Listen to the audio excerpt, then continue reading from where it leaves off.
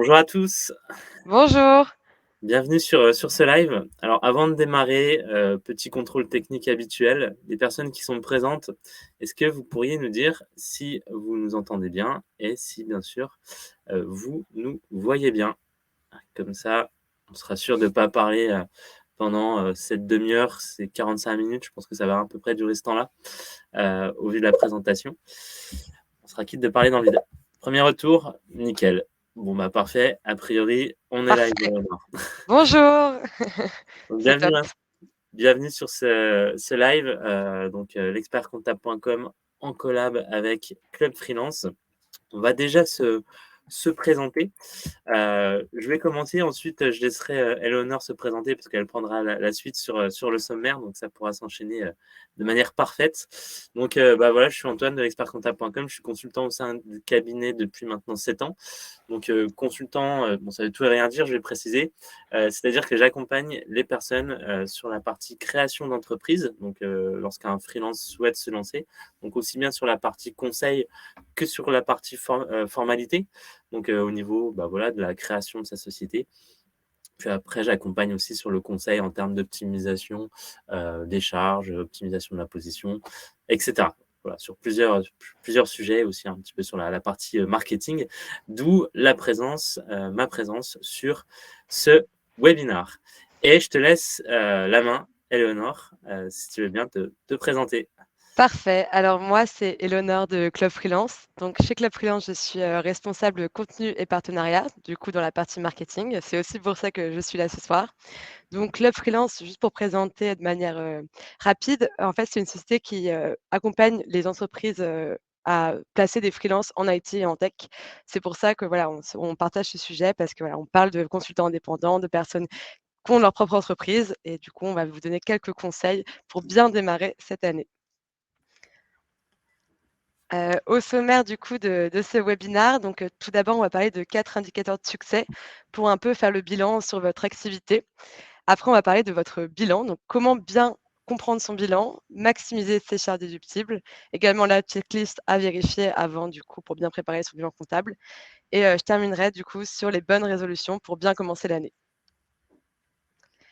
Donc, le premier sujet qu'on va aborder, c'est les 4 indicateurs de succès, du coup, lorsqu'on est freelance. Parce que voilà, c'est vrai que c'est important, c'est le début de l'année, du coup, de mettre à plat son année et de comprendre et s'évaluer pour voir comment s'est durée l'année et c'est pour ça que je vous donnais, 4 indicateurs qui sont importants à vérifier, voilà, en ce début d'année pour faire le point, un bilan et en tirer, du coup, des conclusions. Alors le premier aspect, c'est évidemment l'augmentation du chiffre d'affaires. Donc comme vous pouvez le savoir, le chiffre d'affaires, c'est quand même un indicateur très important lorsqu'on est indépendant. Donc c'est intéressant en tout cas de le comparer à celui de l'année dernière, voir si du coup il a augmenté ou il a réduit et également aussi comprendre est-ce que du coup c'est niveau conjonctuel, on sait qu'on a passé une année avec le covid ou voir que notre chiffre d'affaires a pu augmenter ou descendre et pour quelles raisons. Donc c'est toujours intéressant en tout cas de regarder ça. Il ne faut pas oublier de prendre en compte du coup vos dépenses lors de ce calcul et lors de du coup, la comparaison, de votre chiffre d'affaires par rapport à l'année précédente ou même sur les années d'avant, du coup pour bien vérifier, l'état de santé de votre entreprise et du coup aussi n'hésitez pas à le diviser sur les 12 mois pour voir du coup votre chiffre d'affaires, par mois. C'est toujours intéressant de prendre ce recul en début d'année pour voir du coup l'évolution. Donc le deuxième aspect, c'est le montant des charges. Bien évidemment, on va parler comme, dans le chiffre d'affaires, c'est de comparer est-ce que mes charges ont augmenté par rapport à l'année dernière et pourquoi?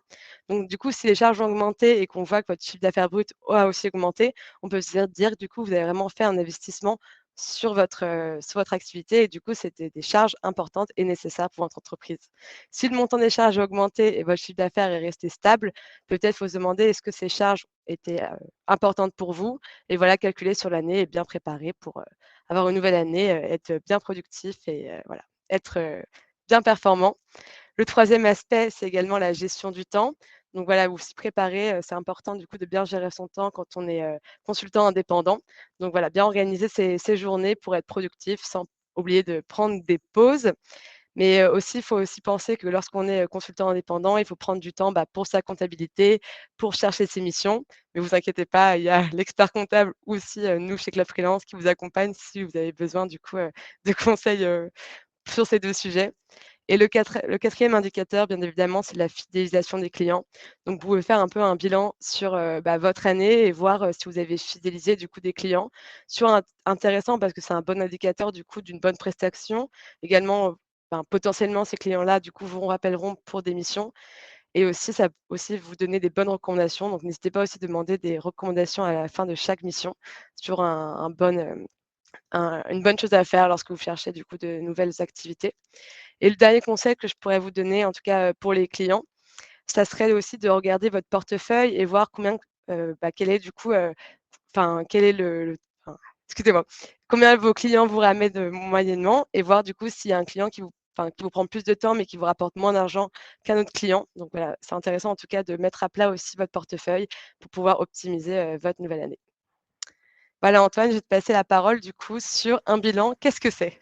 Bon, bah, parfait, on va pouvoir, attaquer, cette partie. Bah, merci, Éléonore, en tout cas, c'est vrai que c'est toujours le moment de faire le point en début d'année, avec toutes les les bonnes résolutions qu'on peut prendre, heu, Exactement. qu'on arrive à tenir ou pas d'ailleurs, ça dépend des résolutions. Donc on va effectivement, bah, voir le bilan comptable, qu'est-ce que c'est? Ça peut paraître flou pour, certaines personnes. C'est vrai qu'on parle de bilan à tout bout de champ, sans vraiment savoir ce que ça comporte. Alors rassurez-vous, je ne vais pas rentrer dans les détails techniques parce que déjà ça n'a aucun intérêt et je pense qu'à 18h07, avoir un jargon, d'expert comptable, vous pouvez vous en passer et c'est plutôt, c'est pas trop votre truc en général. Donc, on va vraiment simplifier. Je vais utiliser vraiment des termes génériques. Mais un bilan, qu'est-ce que c'est? Quand on dit, bah voilà, une société doit faire un bilan à la fin de l'année, au 31 décembre, par exemple, bah, ça comporte plusieurs choses. Ça comporte déjà le bilan en lui-même. Donc, c'est vraiment l'état du patrimoine de la société. Donc, ses actifs et son passif, ses investissements, sa trésorerie, etc. Ça comporte le compte de résultat. Donc, en général, quand on entend bilan, on visualise plus le compte des résultats et c'est en général ce qui importe plus les entrepreneurs que l'actif et le passif parce que le compte de résultat, c'est vraiment là où sera indiqué votre bénéfice. Donc, le compte de résultat, en gros, c'est quoi? C'est, on le verra par la suite, le chiffre d'affaires moins toutes vos charges. Et enfin, on a les annexes. Et là, on va vraiment pas rentrer dans le détail parce que les annexes, c'est tout simplement de l'administratif français pur avec plein de CERFA à remplir, etc. Alors, Hélène qui nous pose déjà une première question. Oui. Bonjour. Petite question, est-ce que va être concernée également la micro-entreprise? La micro-entreprise, il n'y a pas de bilan à faire en micro-entreprise. C'est une spécificité de la micro-entreprise, c'est-à-dire qu'il n'y a pas besoin de suivi comptable lorsqu'on est en micro, dans le sens où la seule obligation que vous aurez, c'est de déclarer vos revenus trimestriellement à l'URSSAF. Mais il n'y a pas de notion de bilan, il n'y a pas de notion de charge déductible. Donc, cette partie-là, ça concerne en fait que tout ce qui est personne morale type société, donc URL, SASU, SAS, ou encore ce qu'on appelle les entreprises individuelles, qui est l'évolution de la micro-entreprise. Donc, un bilan, ça peut avoir plusieurs échéances. Donc, de coutume, en général, c'est vrai que les entrepreneurs qui se lancent lors de la création de leur société, ils choisissent 95% des cas le 31 décembre. C'est-à-dire que pour les experts comptables, après le 31 décembre, bah, c'est toujours le rush parce que bah, c'est 90% des dates de clôture de nos clients. Donc nous, c'est vrai qu'en tant qu'expert comptable, on essaye au maximum, et bien sûr, si le client est d'accord, d'étaler les dates de clôture parce qu'on peut très bien clôturer son bilan comptable au 30 septembre, au 30 juin, enfin voilà, à chaque fin de mois. D'autant plus que ça peut être intéressant sur certaines activités, hein, notamment les activités où c'est un peu saisonnier, d'avoir un bilan en clôture décalée parce qu'en tant qu'entrepreneur, bah, on a aussi pas mal de pics d'activité parfois, même si dans notre cible de clients, les freelances, les consultants qui travaillent dans l'IT, bah, c'est un peu moins fréquent, donc on n'arrive pas trop sur ce schéma-là. Pour rendre son bilan, on a combien de temps? Alors déjà, il faut se dire que, par exemple, un bilan au 31 décembre, il faut attendre que le 31 décembre soit passé, hein, forcément. Il ne faut pas le rendre au 31 décembre, hein, sinon ce serait un peu juste. Il faut déjà attendre que cette date soit passée pour qu'on ait l'intégralité des éléments. Et quand on clôture au 31 décembre, on a jusqu'au 30 avril pour envoyer le bilan à l'administration, tout simplement. Pour les clôtures décalées, on a 3 mois après la date de clôture. Donc, on a un peu moins de temps sur les clôtures décalées. On a plus de temps sur les 31 décembre pour justement laisser un peu plus de temps aux experts comptables de faire leur bilan. Voilà, on a déjà vu la base, les échéances de son bilan. Bien comprendre son bilan. Alors, c'est quoi un bilan? D'un côté, on va avoir ce qu'on appelle l'actif, ce que possède la société. C'est là où on va pardon, on va retrouver tout ce qui est immobilisation corporelle. Donc au bilan, on va retrouver, tout ce que pour un freelance, hein, qu'est-ce que ce serait? Qu'est-ce que ce serait? Ce serait par exemple l'achat d'un ordinateur. Ce serait ce qu'on appelle une immobilisation, un investissement amorti sur plusieurs années. Donc ça se trouve dans, ce qu'on appelle l'actif de la société. Dans l'actif, on va également retrouver tout ce qui est créances clients. Les créances clients, c'est quoi? Par exemple, c'est les factures que vous avez éditées, que vous avez envoyées à vos clients, mais qui sont encore pas payées. L'argent qui dort, c'est considéré comme de l'actif au niveau de la société. Et on va retrouver aussi en actif tout ce qui est disponibilité. Donc en gros, sa trésorerie, sa situation financière. On va aussi retrouver d'un autre côté le passif. Et en fait, le rôle du bilan, c'est que l'actif et le passif doivent être équilibrés. Donc dans le passif, on va retrouver le capital de la société. On va aussi retrouver tout ce qui est dette fournisseur, dette auprès de l'État, etc. Donc le côté passif, c'est les ressources et les dettes de la société. Donc l'actif et le passif, ça peut paraître une notion totalement floue, mais comme je le disais précédemment, ce n'est pas l'essentiel des données qui sont importantes pour un freelance, un consultant IT. Voilà, ce type d'activité qui, d'un point de vue comptable, est relativement simple.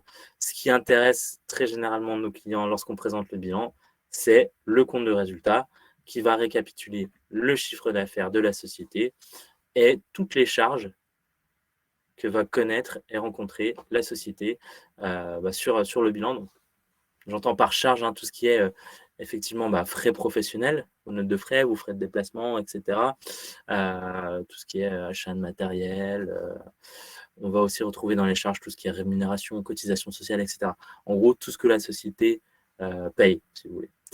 Et c'est grâce au compte de résultat qu'on arrive à déterminer le résultat d'exploitation. En gros, c'est votre bénéfice. C'est le bénéfice qu'a fait la société. Et c'est aussi, par contre, dans le compte de résultat qu'on apprend une mauvaise nouvelle en général. Enfin, une mauvaise nouvelle. Si vous payez cette mauvaise nouvelle, c'est que vous êtes dans une bonne situation financière. C'est ce qu'on appelle l'impôt sur les sociétés, qui est calculé directement sur le bénéfice. Et après, forcément, le résultat d'exploitation moins l'impôt sur les sociétés, on arrive au bénéfice net de sa boîte. Et c'est à ce moment-là qu'on arrive à se rendre compte de la situation financière de son entreprise et de ce qu'on a fait sur l'année précédente, tout simplement. Effectivement, comme je viens de le dire, c'est là qu'est calculé l'impôt sur les sociétés, mais on a des leviers pour diminuer l'impôt sur les sociétés. Comme l'impôt sur les sociétés est calculé sur le bénéfice, l'intérêt, ça va être de maximiser ses charges déductibles. Ouais, effectivement, plus on passe de charges sur sa boîte, plus le bénéfice sera moindre. C'est logique. Donc forcément, moins on a de bénéfices, moins on paye d'impôts sur les sociétés. C'est pour ça qu'on cherche toujours à passer le maximum de frais, bien sûr, toujours dans le cadre légal de sa société. Pour qu'une charge soit déductible d'un point de vue purement comptable, ça doit répondre à 3 critères. Ça doit être dans l'intérêt de l'entreprise, effectivement, il faut que ce soit justifié, on va dire, d'un point de vue économique. On ne peut pas acheter des choses juste pour passer des charges. Par exemple, on est consultant informatique, on a besoin d'un ordinateur, ok. Et si on commence à acheter 10 ordinateurs alors qu'on bosse tout seul, c'est un peu plus compliqué de le justifier. Également, ça doit être lié à l'activité professionnelle. Vous êtes consultant, vous achetez un ordinateur, ok, c'est totalement lié à l'activité professionnelle. Demain, vous êtes consultant IT et vous achetez une planche de surf avec le compte pro, ça n'a rien à voir. C'est pas du tout lié à l'activité professionnelle. Voilà, j'ai un peu exagéré l'exemple pour imaginer un petit peu ce que je voulais dire. Et ça doit être, décidément, ça doit être justifiable auprès de l'administration, dans le sens où on doit être en capacité de présenter un justificatif, typiquement une facture par exemple. L'idée qu'on peut avoir pour maximiser ces charges déductibles, et c'est pour ça qu'on a fait ce webinaire à cette période-là, et le sujet est plutôt pertinent, parce que si votre comptable, nous, ou un confrère, si vous n'êtes pas client chez nous, ça va être aussi le moment de parler de ces charges déductibles. Il n'est pas trop tard pour passer ces charges déductibles. Premièrement, on va rencontrer les indemnités kilométriques. Effectivement, si vous avez fait des déplacements professionnels avec votre véhicule personnel, parce que vous n'avez pas de véhicule de société, il est tout à fait légitime que votre société vous rembourse une partie de ses frais. Forcément, hein, on a quand même cramé de l'essence, on a payé une partie de l'assurance, on a usé le véhicule. Et ça, on peut se rembourser ce qu'on appelle des indemnités kilométriques en fonction du barème fiscal. Et même si vous n'avez pas encore remboursé ces indemnités mois par mois, il n'est pas trop tard pour faire le récap de ces kilomètres et les passer sur le bilan là, qui est à faire par exemple au 31 décembre 2021, qui est, je le rappelle, à envoyer pour le 30 avril. Donc pensez à ça, pensez à le dire à votre comptable. Logiquement, ça, il en a connaissance, hein, il devrait vous le dire. On a aussi le loyer.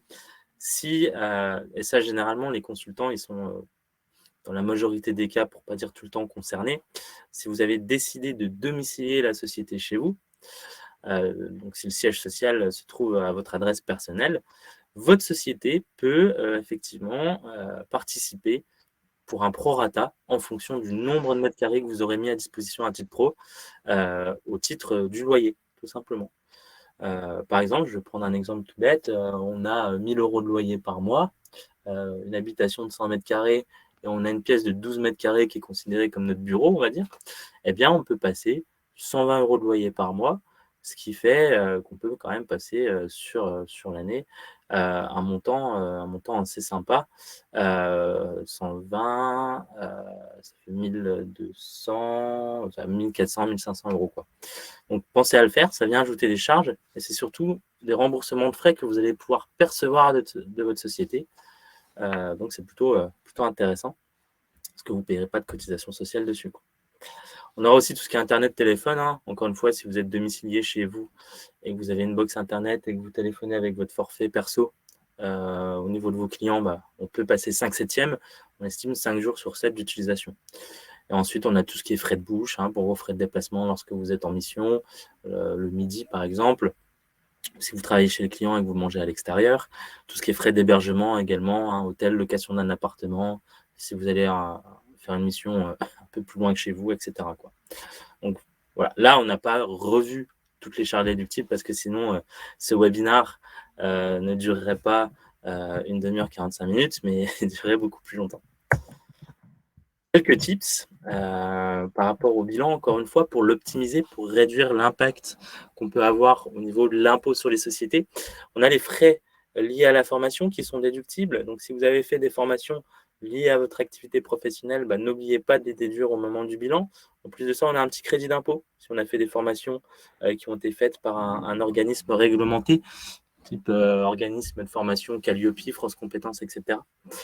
On a aussi les frais avancés à titre perso. Souvent, parfois ça peut arriver, on oublie sa carte pro, sa carte société, on paye avec son compte perso, mais on ne pense plus forcément à les repasser en compta et à se faire le remboursement. Donc pensez à le faire, faites le point sur les frais que vous avez avancés durant l'année avec votre carte perso, mais qui concerne la société. Et enfin, là, on va avoir les chèques emploi-service universels, les chèques CESU, un avantage du dirigeant. Pas beaucoup de personnes le connaissent, nous on le communique à chaque fois. Mais en tant que dirigeant de société, vous avez un avantage qui vous permet d'acheter directement via le compte de la boîte 1 830 € de chèque emploi-service. En plus de ça, on a un crédit d'impôt de 25%. Les chèques emploi-service, ça peut vous servir à payer tout ce qui est emploi à domicile, quelqu'un pour garder les enfants, quelqu'un pour faire le ménage, etc., quoi. Donc, bien penser à ça, et c'est encore une fois des pistes d'optimisation de vos charges pour réduire l'impact de la société. Votre checklist, donc ce qu'il faut préparer pour votre bilan et ce dont votre comptable aura besoin. Normalement, il a déjà l'essentiel des documents qui sont transmis au fil de l'eau. Notamment, nous, via les applications Time, forcément, on arrive à tout récupérer auprès de nos clients sans les embêter au quotidien. Mais voilà, on peut regrouper et préparer les documents juridiques, statut de la société, extrait CABIS, si votre expert comptable ne les a pas. Pour l'établissement de votre premier bilan aussi, on a quelques éléments qu'il faudra récupérer et récolter. Tableau d'emprunt, facture d'investissement, facture de fournisseur impayé. Donc, ce que vous devez pour l'exercice en cours, mais que vous n'avez pas payé. Par exemple, là, si vous clôturez au 31 décembre 2021, peut-être que vous avez acheté des prestats et que vous n'avez encore pas réglé. Et ça, du coup, votre comptable va devoir les provisionner et les comptabiliser quand même dans le bilan, même s'ils ne sont encore pas payés. Les factures émises non encaissées. Donc ça, à l'inverse, hein, peut-être que sur le mois de décembre, vous avez fait une presta dans l'IT et vous êtes réglé à 30 ou 60 jours.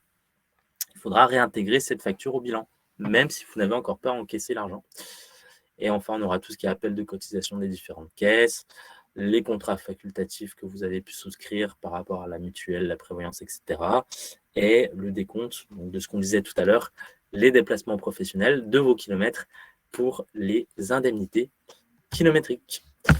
Le tour est joué, vous êtes prêt à fournir l'essentiel des justifs pour établir votre premier bilan. De toute façon, si vous êtes bien accompagné par le bon expert comptable, le bilan, il ne faut pas en avoir peur, hein, c'est à lui de faire tout le boulot, clairement. Vous, à part la transmission des justificatifs et faire un rendez-vous de bilan avec votre conseiller et votre comptable, bien sûr, pour qu'il puisse vous le présenter, voir ce qui a été fait durant l'année, voilà, vous n'aurez a priori rien à faire. En tout cas, c'est ce qu'on propose, nous, pour nos clients. La suite, ça se passe comment? Une fois qu'on a rendu son bilan, il faut savoir qu'on va payer l'impôt sur les sociétés, hein. C'est ce que je parlais, c'est ce dont je parlais tout à l'heure. On a 3 mois et demi après la date de clôture pour payer l'impôt sur les sociétés. Donc, en gros, c'est calé, hein, sur la date de dépôt, hein, l'impôt sur les sociétés. Le fonctionnement des acomptes d'IS. Effectivement, à partir d'un moment, si on paye plus de 3 000 € d'impôt sur les sociétés sur son bilan, on va devoir payer ce qu'on appelle des acomptes d'impôt sur les sociétés l'année suivante. En gros, vous allez payer un acompte par trimestre qui seront bien sûr déduits du prochain montant à payer. Ça permet vraiment de lisser la trésorerie, c'est plutôt une bonne chose, hein. Vous n'allez pas payer plus d'impôt sur les sociétés parce que vous avez avancé des acomptes, hein. Mais ça vous permettra, vous, de pouvoir lisser votre trésorerie. On a aussi l'approbation des comptes, hein, après le bilan qui est à faire. C'est plutôt une partie juridique avec l'affectation du résultat, la rédaction de l'Assemblée générale, des différents procès-verbaux. C'est aussi à ce moment-là, une fois que le bilan est envoyé, qu'on va pouvoir faire le versement des dividendes, voir ce qu'on fait des réserves, hein, si on a de la trésorerie dans la société, etc. Si vous êtes en perte, donc si le bilan est négatif, si on est en déficit, pas d'impôt sur les sociétés à payer.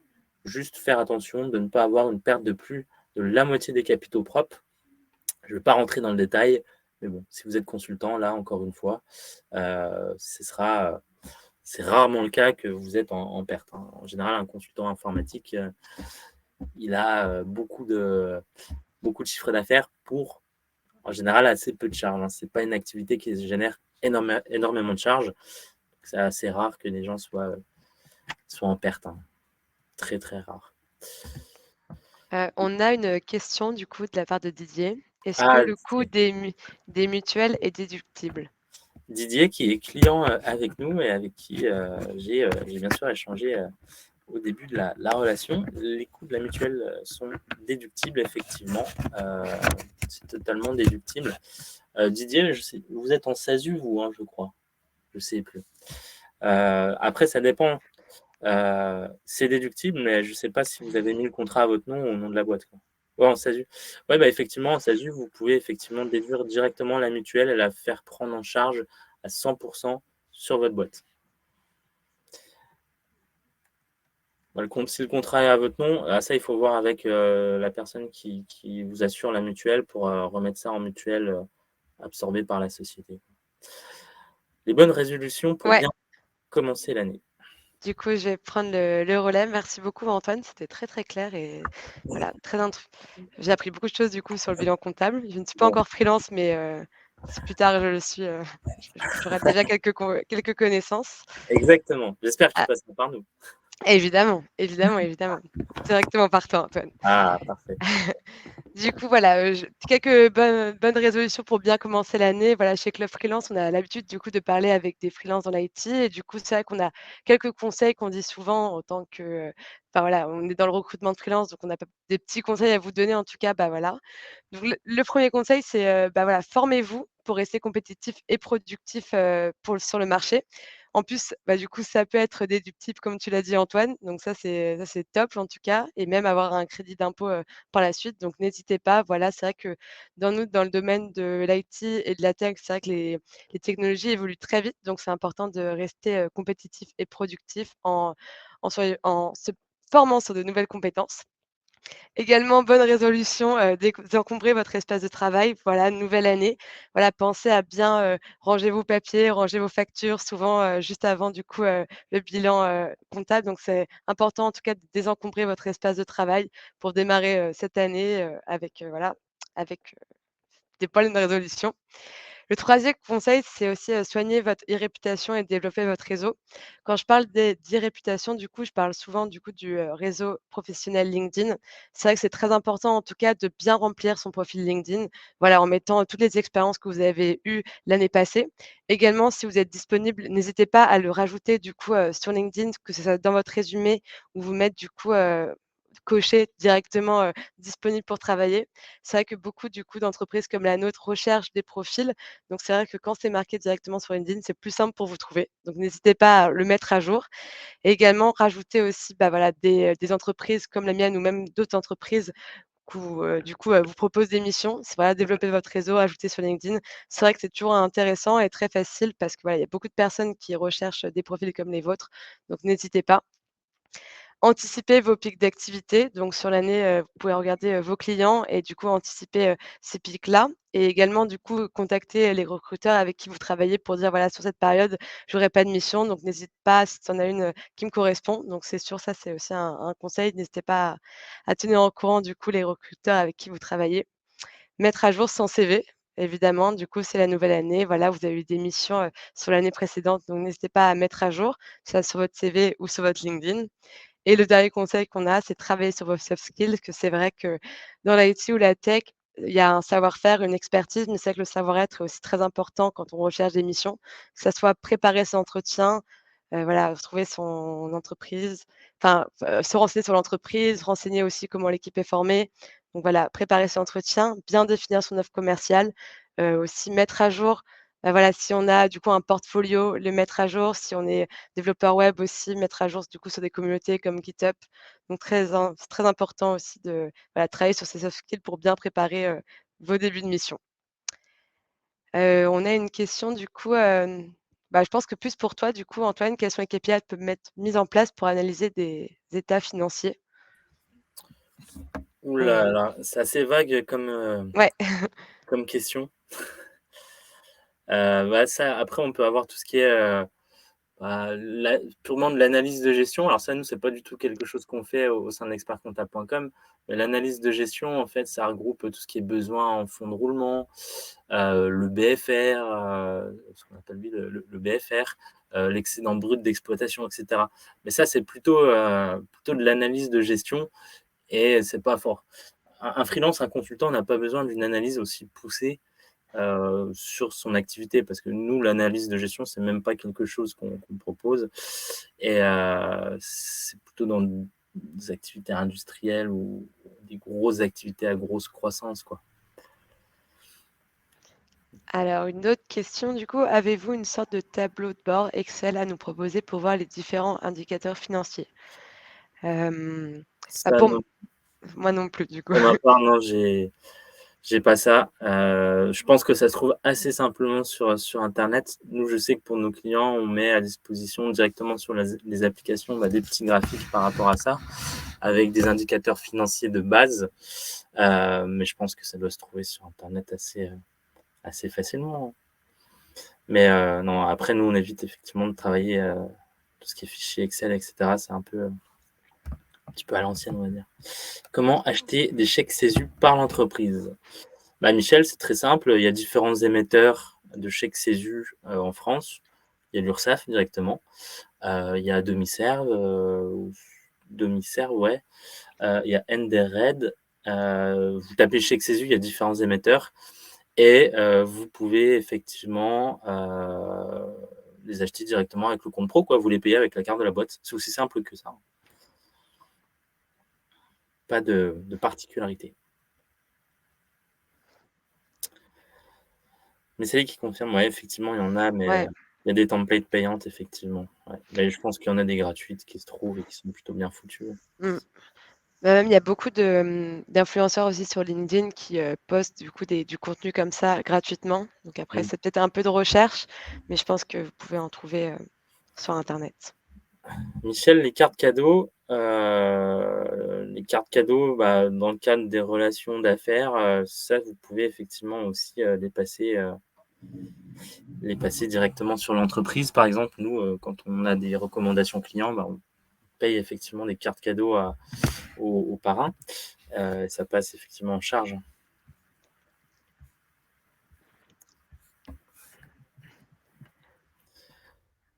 Ah bah, voilà, à vos questions du coup. Ah voilà, on est en plein. On est en plein dedans.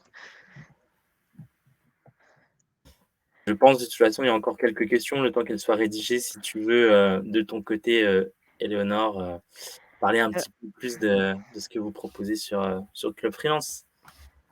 alors je vous l'ai déjà un peu présenté au début, du coup, Club Freelance, c'est une société de placement, aussi bien pour les, consultants indépendants, donc les freelances et on fait aussi du recrutement en CDI. Donc on est vraiment spécialisé dans l'IT et la tech. Voilà, donc on a une plateforme en ligne où on propose du coup tous les jobs pour les freelances, donc n'hésitez pas à regarder sur notre site, on a pas mal de missions. On a aussi une équipe qui vous accompagne, voilà, qui est vraiment là pour, vous dégoter la mission qu'il vous faut. Donc si en tout cas vous êtes, freelance en IT, ou dans la tech, n'hésitez pas à regarder nos offres. Je pense que ça peut être intéressant pour vous. Voilà donc CDI et freelance et en France et aussi en Europe si, vous souhaitez, vous Pas de avez TVA. une Alors, ques pas de TVA n'est visible. pareil. Ah, sur les cartes cadeaux? Bah si vous achetez des cartes cadeaux, l'émetteur de la carte cadeau, par exemple, du cadeau, va effectivement, vous pourrez déduire la TVA. Alors il y a une règle spécifique lorsqu'on fait des cadeaux clients, c'est que tout ce qui dépasse, 70 € TTC, 70-71, je ne sais plus le montant exact, la TVA ne devient plus déductible. Je te laisse. Voilà, ouais, je du coup, quelques chiffres clés si vous enfin, si voilà, pour, finir sur, ce qu'est mon entreprise. Donc 75 000 consultants, sont, du coup enregistrés sur notre plateforme. On a un chiffre d'affaires de 21 millions. Voilà, c'est un peu des données, pour vous donner un peu, du coup, une vision sur sur Club Freelance. Donc on est aussi, localisé à Londres, à Paris, à Barcelone et on a pas mal de clients, du coup, qui nous font confiance. Donc voilà, on a pas mal de missions, c'est chez ces 130 clients. Donc voilà, si vous êtes à la recherche, n'hésitez pas à nous contacter ou me rajouter sur LinkedIn ou également regarder notre site internet. Hélène, ouverte avec à des partenariats avec un cabinet ayant des échanges directs. Bah, on peut en discuter. N'hésite pas du coup à me rajouter directement sur LinkedIn. Je pense que c'est des choses, qu'on pourrait faire. Après, il m'en faut un peu plus d'informations, pour voir si c'est, voilà, si on peut faire, du business ensemble, mais n'hésite pas du coup à me rajouter et à m'envoyer un message, voilà, on regardera ça, Ce serait une bonne chose si possible. carrément.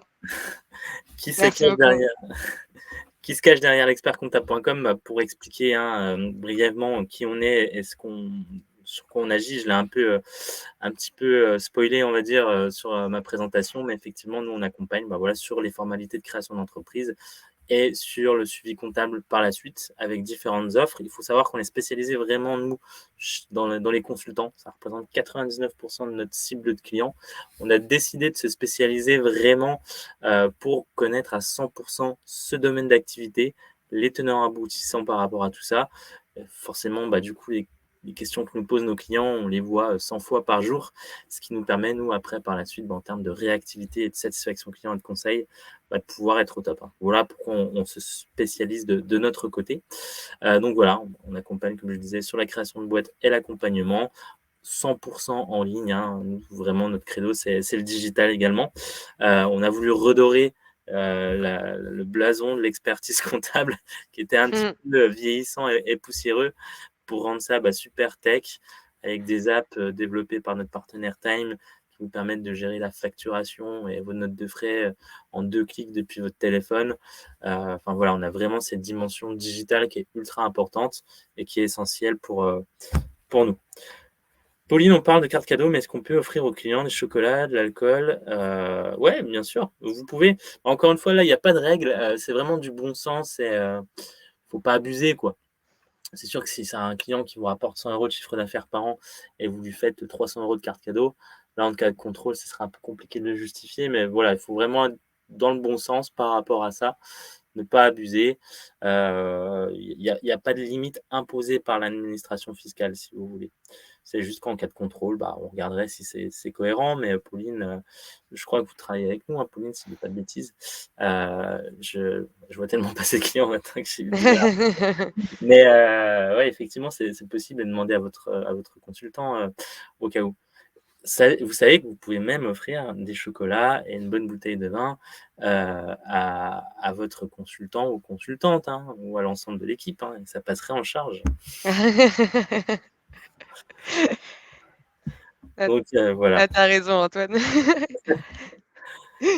Et puis pour les personnes qui visionnent ce webinaire et qui ne travaillent pas avec nous, bah, ne pas hésiter effectivement, à me contacter, ou à nous contacter. Il y a directement mes infos. Si vous souhaitez créer votre boîte ou même, par exemple, changer de comptable pour une solution beaucoup plus digitale et plus, alors j'allais dire plus de proximité, mais oui, ça peut paraître bizarre. On est plus digital, mais on est généralement beaucoup plus proche de nos clients que des cabinets traditionnels où il faut prendre des rendez-vous avec des délais de 2 mois. Mais voilà, effectivement, bah, n'hésitez pas à nous contacter, vous demandez à Antoine, on fait le point ensemble et puis voilà. Mmh. Et en plus avec notre partenariat, on peut avoir des avantages. Donc voilà, Exactement, n'hésitez exactement. pas du coup, la création d'entreprise est gratuite du coup, c'est ça? Création Grâce, gratuite, effectivement avec un mois offert de comptabilité. c'est ça. Si la société est Donc déjà créée, on part sur 2 mois offerts de il ne faut pas hésiter. faut pas hésiter, non là, il y a plus de raison pour hésiter après, ouais. Bon, bah, Ouais, on a fait le tour. Est-ce que vous avez d'autres questions du coup? C'est le moment, si vous avez, d'autres charges ou vous hésitez, Antoine sera là pour vous répondre. Exactement, exactement. Bon, en tout cas, merci à tous d'avoir, assisté à ce webinaire et surtout d'être restés jusqu'au bout, hein. Comme je le disais en début de présentation, les webinaires à 18:00, ça peut toujours être un peu compliqué, surtout après une grosse journée de boulot. Donc, ouais, le replay sera disponible, Riyad. Vous le recevrez automatiquement. Eh Bah, bah, merci. merci à tous du coup d'avoir participé et bah, je vous souhaite une très bonne soirée et peut-être à bientôt du coup. Bonne soirée. À Bonne bientôt. soirée, au revoir.